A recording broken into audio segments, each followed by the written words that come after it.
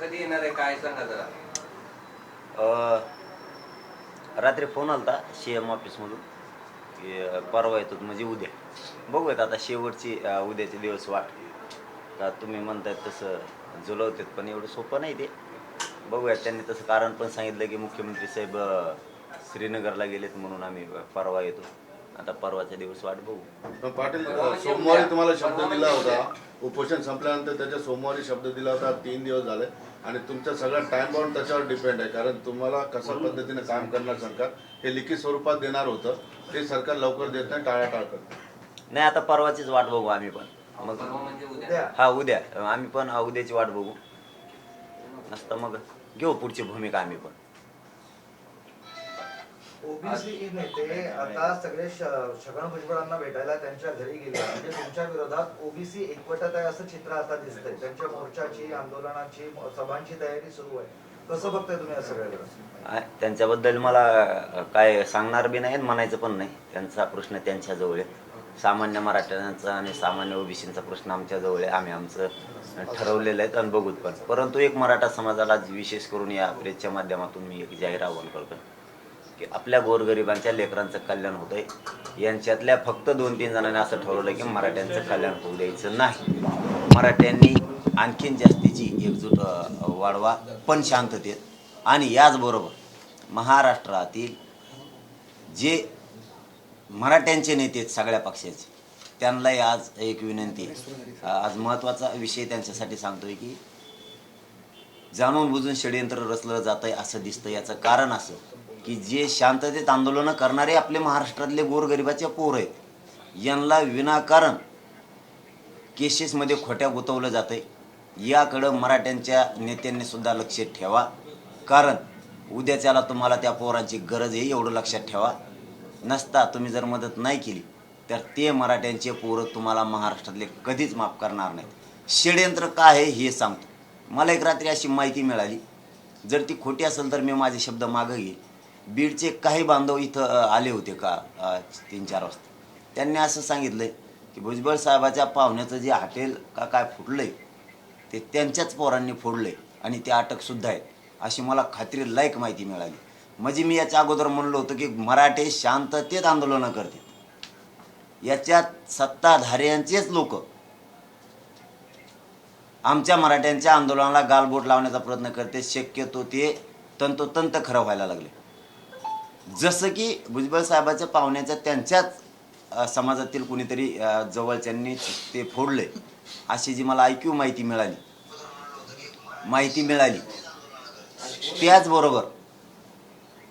त्याचबरोबर महाराष्ट्रातही असा अंदाजा दिसतोय की यांनी एकामेकाचे त्यांच्या पूर्वीच्या दशापोटी घरं फोडलेत, एकामेकाचे घरावर दगड मारलेत. हे जे मी मागं म्हणलो होतं हे शक्यतो सत्य होणार आहे. मराठ्यांच्या लोकांना जाळपोळीशी देणं घेणं नाही, त्यांना करायची पण नाही. मराठ्यांच्या लोकांना जे सांगितलंय की आपण शांततेत साखळी उपोषणं, आमरण उपोषणं करायचे ते तसेच मराठ्यांचे चालू आहेत. मराठ्यांना या असल्या गोष्टीशी काय देणं घेणं नाही. ते फक्त त्यांच्या स्वतःच्या लेकराला न्याय मिळावा म्हणून ताकदीनं आंदोलन उभं आहेत आणि ते शेवटपर्यंत राहणार आहेत. पुन्हा एकदा महाराष्ट्रातल्या मराठा समाजाच्या नेत्यांना जाहीरपणानं सांगतो, गोरगरिबांच्या पोरावर खोट्या केसेस करून ओबीसीचे नेते बीडला जाऊन विनाकारण पोरं खचले पाहिजे, जात खचली पाहिजे, जात संपली पाहिजे, जातीतले पोरं मोठे झाले नाहीत पाहिजेत, याच्यासाठी ताकदीनं प्रयत्न आहेत.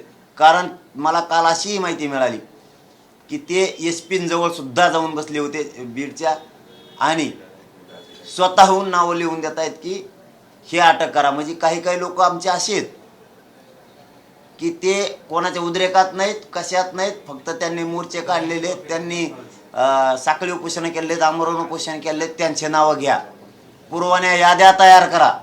मुख्यमंत्री साहेबांना सुद्धा आणि उपमुख्यमंत्री, गृहमंत्री साहेबांना सुद्धा जाहीरपणानं सांगतो इथून की पुरवण्या याद्या तयार करा, पण मराठ्यांचे पोरं जास्तीत जास्त गुंतवा. 5-10 हजार पोरं गुंतले पाहिजेत. हे षडयंत्र आहे. हे मुख्यमंत्री आणि गृहमंत्र्यांनी सुद्धा मनावर घ्या. कारण पुढं मग परत आमच्याशीच गाठ. हो, आम्ही खचत नाहीत आणि भेट पण नाहीत. तुम्ही किती खोटे गुन्हे दाखल करा, काहीही करा, आमचं एकही मराठ्यांचं पोरगण मराठ्यांचा माणूस हटणार नाही, शांततेतच आंदोलन करणार. हे मी या प्रेसच्या माध्यमातून, ही खूप महत्त्वाची प्रेस आहे अचानक जरी असेल तरी पण, कारण सरकारनं याच्याकडे लक्ष देणं गरजेचं आहे. आणि जर सरकारने नाही दिलं तर मराठ्यांच्या सगळ्या नेत्यांना लक्ष देणं इतकं गरजेचं आहे की यांनी असं षडयंत्र रचलं की यांच्या पदाचा उपयोग हे मराठ्यांचे पोरं गोरगरिबांचे विनाकारण गुंतवण्याच्या प्रयत्नात आहेत. उद्रेक करणारे गुंतवू नका, आमचं हे मत नाही. अर्थाचा गैरअर्थ करू नका, पण जे सत्य ते सत्य, जे सामान्य पोरं लढतायत, सामान्य समाज झडतोय, यांना त्रास देण्यासाठी ओबीसींच्या काही नेत्यांचं षडयंत्र सुरू आहे. ते ओबीसी मराठ्यांच्या नेत्यांनी हाणून पाडावं. जर तुम्ही मराठ्यांच्या पोरांच्या पाठीशी आता उभा राहिला नाहीत तर पुन्हा तुम्ही पण आमच्याच हातात येत. आम्ही षडयंत्र हाणून पाडायला मराठ्यांचे लोक आणि आम्ही सगळे मिळून समर्थ आहेत. काही अडचण नाही. आम्ही घाबरलो नाहीत, खचलो नाहीत, भेणार सुद्धा नाही. यांना असं वाटतंय, एकच मिनटं, यांना असं वाटतंय की जर खोटे गुन्हे दाखल केले तर पूरक समाज खचल, मग या जातीचं कल्याण होणार नाही, मग या पोरांचं वाटोळं करायचा आपला डाव सक्सेस झाला, असं ओबीसी नेत्यांचं षडयंत्र सुरू आहे. की हे खचले, हे घाबरले केसेला की मराठ्यांच्या पोरांचं जे वाटोळं करायचं होतं आपल्याला ते आपण बरोबर केलं. आपल्याला हे असे रोखत नाहीत. मराठे आता शांततेत जे ताकदीचे करोडो आंदोलनं चाललेत हे आपल्याला रोखत नाहीत. तर मग काय डाव टाकायचा? खोटे नाटे डाव टाका. तर मग खोटे नाटे हे डाव टाकायला चालू केले की मराठ्यांचे पोरं विनाकारण गुंतवायला चालू केलेत. ते थांबवा. तुम्ही नाही थांबवले तर आम्ही समर्थ आहेत. आम्हालाही पुढचे निर्णय मग घ्यावा लागणार आहेत. आता आमच्या पुढं पर्याय नाही, कारण आम्हाला आमच्या गावात तुम्ही यायचं नाही. या प्रक्रियेकडं आम्हाला पुन्हा वळायची वेळ येईल. त्यामुळं मराठ्यांच्या नेत्यांना गांभीर्यानं घेऊन मराठ्यांच्या पोरांच्या सुद्धा पाठीशी आणि समाजाच्या पाठीशी तुम्ही उभा राहा, कारण हे जाहीरपणानं उभा राहायला लागले.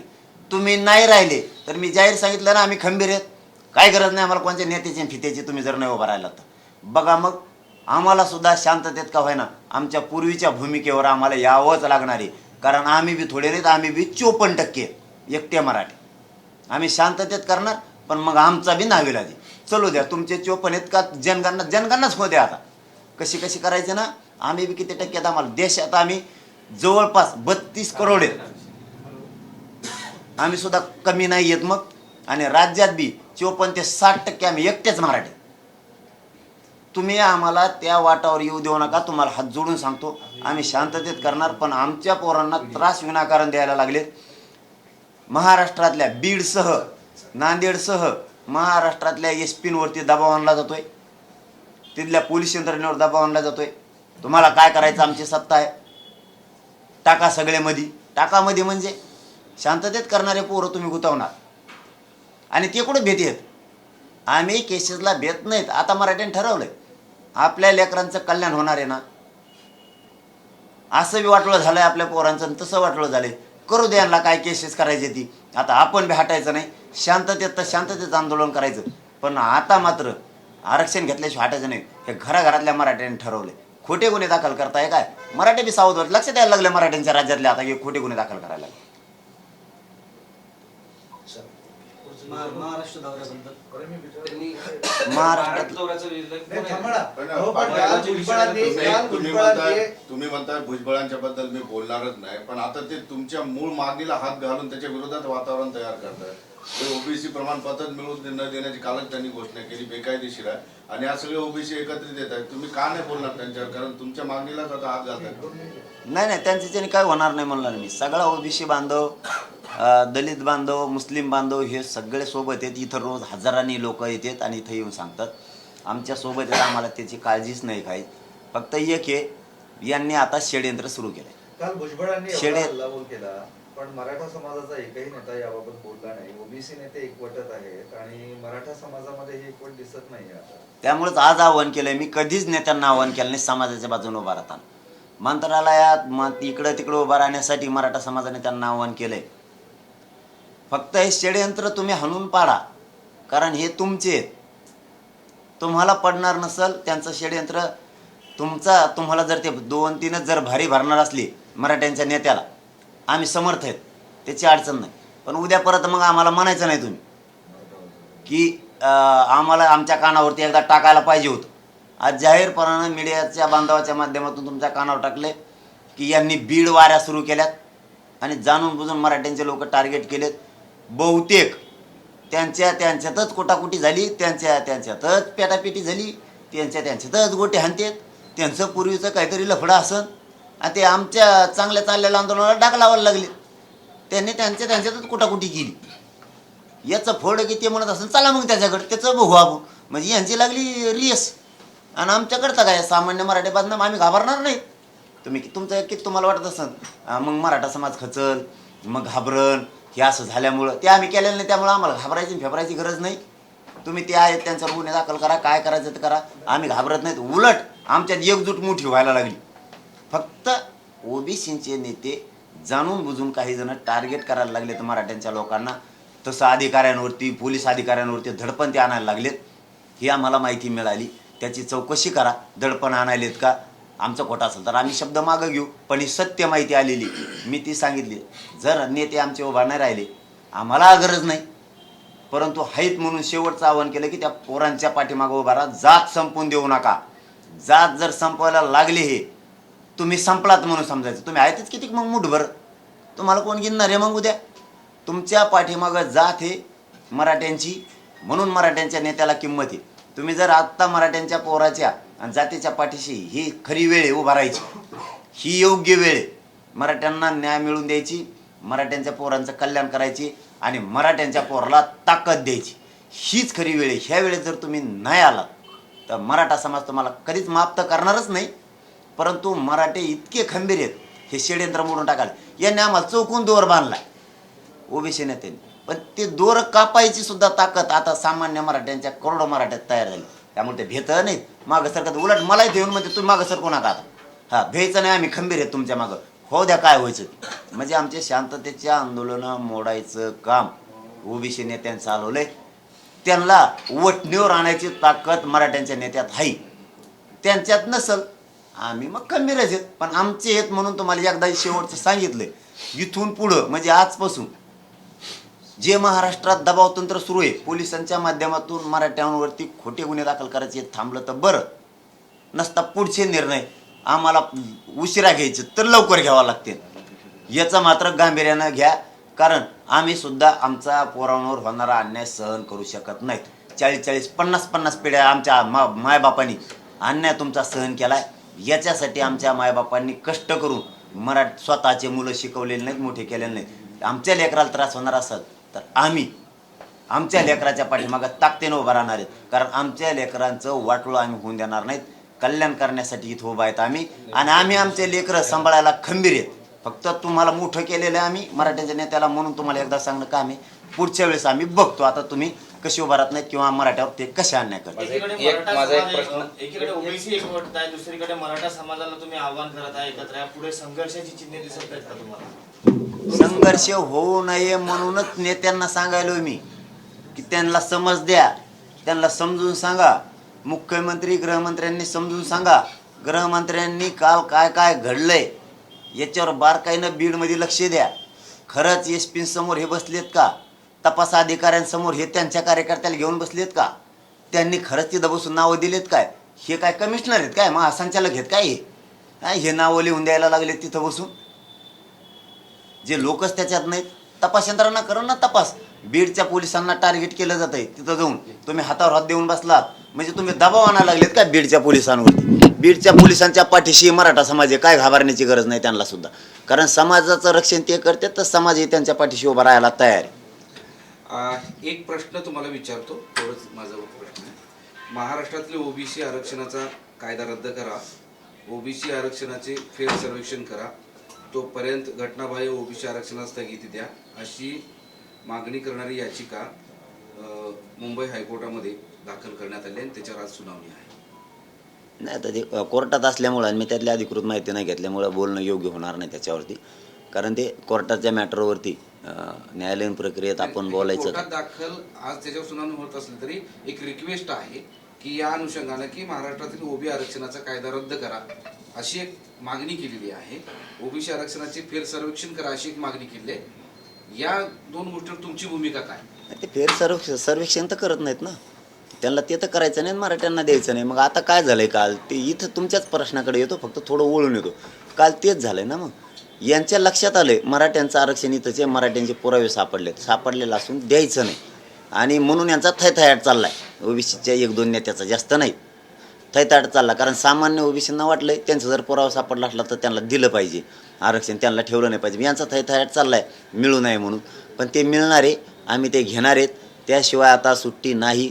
आम्ही हे आंदोलन उभा भेण्यासाठी केलं नाही किंवा आमच्यावर केसेस होत्या म्हणून मागं सरकणार आहेत म्हणून केलेलं नाही. हे आंदोलन शांततेत केलंय, परंतु मराठ्यांना मिळून देण्यासाठीच हे आंदोलन सुरू आहे. ओबीसी आरक्षण घटनाबाह्य आहे, आता त्यामुळं हा ओबीसी आरक्षणाचा कायदाच रद्द करावा अशी मागणी आहे. मग आता असल घटनाबाह्य त्यांच्याकडे पुरावे असणार आहेत, त्यांनी ते सादर केले असतील. आणि घटनाबाह्य आहे मी मागेही म्हणलो होतो की तुम्ही जे जास्तीच आरक्षण दिले हे कशाच्या आधारावर आणि काय निकषानं दिले. जर तुम्हाला आयोगानं, जे केंद्रीय ओबीसी आयोगानं कायदेशीर आणि लोकशाहीच्या मार्गानं मंडल कमिशन गठीत केलं होतं, त्यावेळेस मंडल कमिशनने 14 दिलं होतं. वरचं दिलेलं 16 ते 17% आरक्षण घटनाबाह्यचे, अतिक्रमण केलेलंच आहे, ते सोडा हे मत आहे. मग तर धक्काही लागायची गरज नाही तुम्हाला. आमचं त्याच्यातच 50%च्या आत वेगळं होऊन जाते. पण तुम्हाला द्यायचं नाही आहे, तुमची नियत ते द्यायचं नाही. अहो दादा, इतक्या लांब कशाला? हे आत्ता आमचं मिळतं आहे हक्काचं, आमच्याजवळ पुरावेत नोंदीचे, ते मिळून द्यायना. ते देऊ नका म्हणतात तर ते कसं मिळून देणार आहे? पॉलिटिकल अजेंडा सोडून देऊ, मराठा वर्सेस ओबीसी असा संघर्ष या मुद्द्यामुळं पेटणार नाही का? कधीच नाही, कधीच नाही. जी जागृती व्हायला पाहिजे होती मराठ्यात आणि ओबीसी बांधवा सामान्यामध्ये, ती झालेली.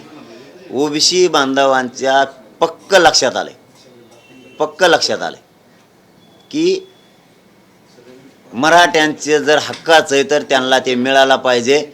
संघर्ष करून काही उपयोग नाही, कारण संघर्ष केला तरी मराठ्यांना मिळणार आहे, नाही केला तरी मिळणार आहे. मग त्या 2-3 नेत्यांचं स्वप्न पूर्ण कसं काय करू शकतंय ओबीसी बांधव? करूच शकत नाही. आणि हे आंदोलन आरक्षण मिळेपर्यंत मराठ्यांचं थांबत नाही, हे सगळ्यांना माहीत झालेलं आहे. कारण हे सत्य त्याच्या मार्गाने, लोकशाहीच्या मार्गाने हे आंदोलन मराठ्यांना न्याय मिळवून देणार आहे, म्हणून हे सुरू राहणार आहे. मराठे आता थांबत नाही. पाटील, काल तुमची समिती बैठकीमध्ये सामील झाली होती. राज्य सरकारचे सगळे अधिकारी बैठकीत ऑनलाईन घेतले होते, सर्व जिल्हाधिकारी, विभागीय आयुक्त. नेमकं बैठकीत काय झालंय? तुमच्या सदस्यांनी तुम्हाला काय माहिती दिली?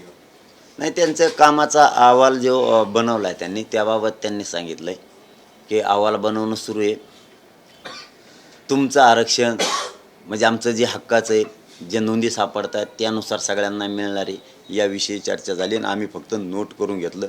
शुक्रवारच्या पुढच्या बैठकीत आणखीन त्यातली जास्तीची माहिती मिळेल, त्यावेळेस आम्ही सविस्तर तुम्हाला, शुक्रवारी परत त्यांची बैठक आहे, त्यातली मग अधिकृत सगळी माहिती आम्ही तुम्हाला देतो. छगन भुजबळ म्हणतायत मी सरकारमधून बाहेर पडणार नाही, मात्र जे आरक्षण देत आहेत ते सरकारमधून बाहेर जातील. म्हणजे 2 मतमतांतर दिसत आहेत आणि जे आरक्षण देण्यासाठी पाऊल उचलत आहेत सरकारलाच इशारा दिलाय त्यांनी की सरकारच बाहेर पडेल.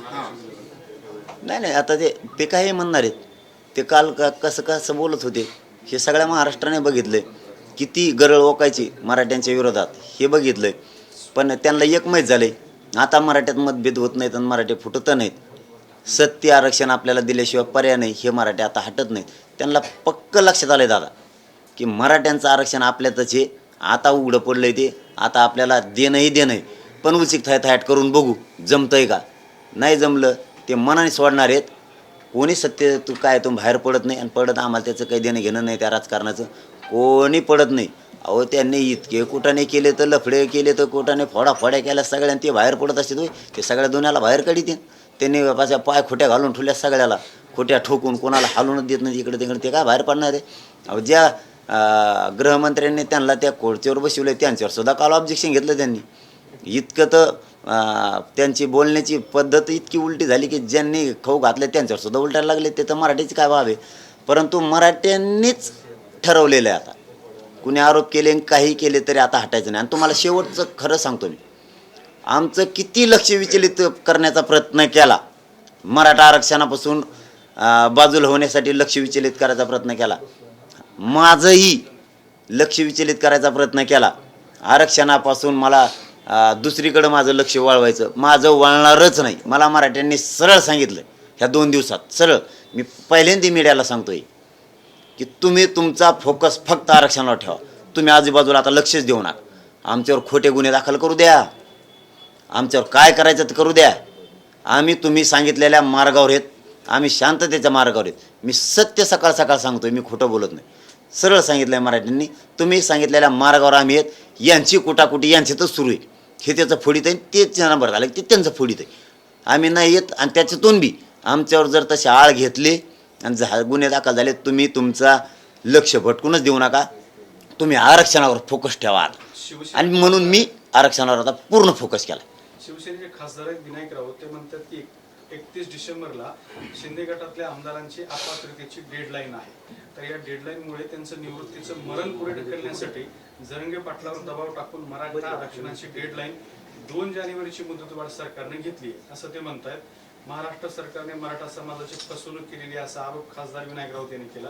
नितेश राणे हे मराठा समाजाचे मारेकरी आहेत, मनोज जरंगे पाटलाच्या विरोधात नितेश राणे आहेत. एकीकडे संरक्षण द्या अशी मागणी करायची, दुसरीकडे धमकवायचं, अशी दुतोंडी भूमिका नितेश राणेंची आहे. नाही, आता धमकवायला आम्ही खंबीर आहेत. आता म्हणजे आता आम्ही पण ठरवलं आहे आता की जर आपले नेते आपल्या बाजूने उठत नसले आणि त्यांचे उठत असले तर आपली लढाई, आपल्या लेकराचं संरक्षण आपणच आता करायचं. आम्ही त्याच्याबाबत खंबीर झालो. एक मुद्दा. दुसरा, 31 डिसेंबर नाही, आम्ही 24 दिलेली, राजकारणात मात्र आम्हाला पडायचं नाही.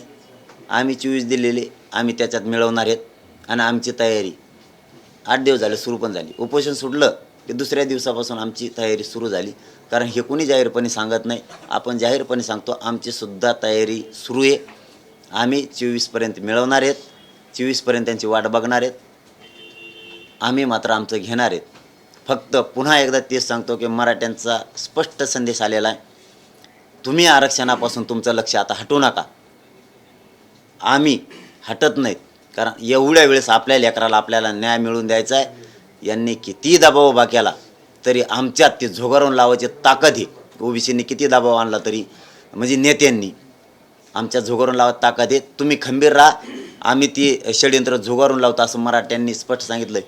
त्यामुळं मराठेसुद्धा किती घट्ट मन केलं आहे आणि किती निवार काळीच त्यांनी बी केलं आहे, याच्यातून आता लक्षात येतं आहे की आता मराठे बी कानाकोपऱ्यातले हटत नाही. कसे हटतील हो स्वतःच्या लेकरासाठी? स्वतःच्या लेकरात जर वाटोळं व्हायला लागलं, मराठे कसे हटतील? मग अन्याय कोणी केला तरी हटणार नाहीत आणि नाही केला तरी हटणार नाहीत. फक्त एकच जळजळ आहे, तुम्ही सगळेजण पटवून घ्या माझा शब्द, की मराठ्यांना आता खरं आहे ते आरक्षण जे दबावात त्यांनी लपून ठेवलं होतं ते या आंदोलनाच्या माध्यमातून बाहेर निघायला लागलं. हे त्यांना सहन व्हायना, त्यांना वाटतं काहीतरी दबाव आणून हे दाबावं, पण ते काय आता दबत नाही. मीही दबून देत नाही, मराठाही दबू देत नाही. मी मरेपर्यंत लढणारे, टीका करणार नाही त्यांच्यावरती, हे खरं. पण ते बोलले की सोडणार.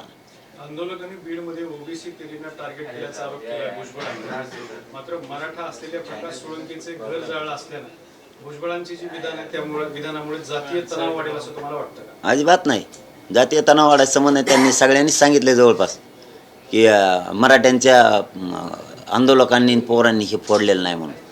हे त्यांच्यातच कुठं ना काहीतरी झालेला दिसतोय असा अंदाज आहे. त्यांच्यातच कुठं ना झाला आहे, पण आमच्या समाजाला डाग लावला आहे. शांततेचं आंदोलन उद्रेकाकडे नेलं, ह्यो डाग लागला आहे. ह्यो डाग आम्ही हे 8-15 दिवसात पुसवणार आहेत. कसा पुसवणार आहेत ते आम्ही तुम्हाला सांगतो. कारण आम्ही शांततेत आंदोलन केलेत, आम्ही शांततेतच आहेत हे आम्ही पुन्हा एकदा दाखवून देण्यासाठी आम्ही काहीतरी आता ही करतोय, बोलतोय आम्ही समाजाशी. आपल्यावरचा डाग आलेला आहे, विनाकारण आपल्या जातीला डाग लागला आहे. आपण शांततेत कार्यक्रम करून आपण दाखवून देऊ की आम्ही शांततेतच आहेत, आम्ही मराठी शांततेत आहेत. हे शांततेचं प्रतीक आम्ही पुन्हा एकदा दाखवून देणार आहे समाज राज्यासमोर. जालन्यात न्यायमूर्ती पाठवण्याची कल्पना देवेंद्र फडणवीसांची होती. मात्र जर न्यायाधीशच पाठवले जात असतील तर ते काय न्याय देणार असा प्रश्न भुजबळांनी विचारला. नाही, मी सांगितलं मग कालच त्याच्यावरती. फडणवीस साहेबांनी पाठवलं की शिंदे साहेबांनी पाठवलं याच्याबाबत आपल्याला माहिती नाही. पण पाठवणाऱ्यांनी किंवा येणाऱ्यांनी योग्य भूमिका केली खुर्चीवर बसून न्यायदान करणं आणि जनतेत जाऊन हे न्यायदान करणं म्हणजे तुम्ही इकडं जनता दरबार घेऊ शकता. त्यावेळेस जे न्यायाधीश महोदय जनतेसमोर येऊ शकतात. मग जे न्यायकर्ते आहेत खरे ते जनतेत गेले, त्यात काय मोठं वाईट वाटलं तुम्हाला एवढं? इतकं पण जळजळ का पाहावं मराठा समाजाबद्दल या भुजबळ साहेबांमध्ये काही कळतच नाही. एवढी जळजळ काय? अहो त्यांना माहीत नसेल ही गोष्ट, पण सामान्य ओबीसी बांधवसुद्धा म्हणतात भुजबळ साहेबांनी इतकं राग नाही मराठ्यावर व्यक्त केला पाहिजे. तुम्हाला वाटल्यास पुरावे उभा करीन भाऊ मग मी ताराला जर लागलो की ते म्हणतात भुजबळ साहेबांनी एवढं नाही करायला पाहिजे राव, आम्ही त्यांच्याच जातीचे आहेत, एवढं नाही करायला पाहिजे राव त्यांनी, मग एवढं नाही करायला पाहिजे. आम्हाला रोज आम्ही एकमेकात खातोय पितोय, त्यांनी उगं भुजबळ साहेबांमुळे तणाव वाढायला लागलाय. बघा काय बरे शब्द बोलतोय मी की भुजबळ साहेबांनी इतकं बी नाही करायला पाहिजे. मग ठीक आहे एखाद्या वेळेस म्हणणं ठीक आहे, एक दोन इतकं ही करते का कसं असं मला काहीच कळा ना भुजबळ साहेबाचा मराठी विषय एवढा. सर्वपक्षीय बैठक झाली मराठा आरक्षणाच्या संदर्भात मुंबईमध्ये, तर लाठीचार्जच्या मुद्द्याबद्दल फडणवीस त्या बैठकीत काहीतरी बोलणार होते, पण त्यांना बोलू दिलं नाही असं भुजबळ म्हणाले. नाही आता ते त्यांना माहीत, मला नाही सांगता यायचं त्यांना बोलून. आणि ते बोलायला दपकते नव्हे कोणाला, ते आडाआडच चलत असतात कवाबी, वाकडं वाकडं वाकडं सरळ चलतच नाही. ते त्याने होरगडून पाडा असं एखाद्या मंत्र्याला चालता तेव्हा ते म्हणले जाऊन तिकडे नाही बोलायचं. ठीक आहे. चलो धन्यवाद. तुम्हाला जो भेटणाऱ्यांचा त्रास होतो आहे तर त्यांना तुम्हाला काय आव्हान करायचं असेल तर ते करू. आज आणि उद्या डॉक्टरांनी आराम करायला सांगितलं आहे. बांधवांना विनंती आहे तुमची धावपळ होईल. 2 दिवस येऊ नका, परवापासून परत या, पण 2 दिवस येऊ नका, कारण मला ते योग्य वाटत नाही. तुम्ही आले की मला वाटतं बोलवा, त्याच्यामुळं मग आराम पण व्हायना, कारण पुढचं लय मोठं निवेदन करायचं आपल्याला, आपल्या लेकराला न्याय द्यायचा. त्याच्यामुळं आपण निवेदनबद्ध झालं पाहिजे, शांततेत झालं पाहिजे. तुम्ही सहकार्य करावं अशी विनंती आहे, ऐकावं ही विनंती आहे तुम्ही की तुमची धाव. पत्रकारांनाही काही आवाहन करणार आहात का? पत्रकारांनी काही सांगणार आहात? नाही नाही, पत्रकार बांधवांनी एक आभार आहेत भाऊ तुमचे की तुम्ही खूप आमच्या लेकरांच्या पाठीशी उभा राहिलात, त्याबद्दल तुमचे आभार. आणि 2 दिवस बघूयात, पण ते काय आलं परत धावपळ होणारच आहे. त्याच्यामुळं काय फक्त प्रेस रद्द करतो, मला काय होतं ते काही काम नसलं तरी प्रेस घ्यायचं म्हणलं काय लोढीत. उद्या उद्या उद्या उद्या असं त्यांचा फोन आला आणि उद्या नाही आलं तर त्यांना आम्ही फिरून फोन बी करणार नाहीत. आणि मग त्याने यायचं का नाही मग ते त्यांनी ठरवायचं. परंतु मराठा समाजाला पुन्हा एकदा आव्हान, आपल्याला पुढचं आंदोलन ताकदीनं करायचंय, शांततेत करायचंय, एकजूट कायम ठेवा, साखळी उपोषणं सुरू ठेवा. 1 डिसेंबरपासून ज्यांचे साखळी उपोषणं उभा करायचे राहिलेत, राज्यातलं एक गाव न राहिलं पाहिजे त्याचं साखळी उपोषण उभा न राहिलं पाहिजे. एवढी संधी आहे मायबापांनो, लेकरांना न्याय द्यायची. हपकू नका, घाबरायचं नाही, काय नाही, काही होत नाही. आपण आपल्या लेकरांसाठी उभा राहायचंय आणि न्याय द्यायचा. धन्यवाद. आज 12 वाजता ठरतील, लगेच तुम्हाला उद्याच्याला सांगून देऊ. चलो धन्यवाद.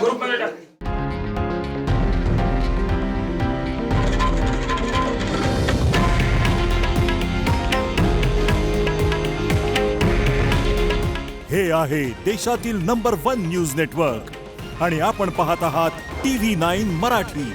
काळजी तुमची, हित महाराष्ट्राचं.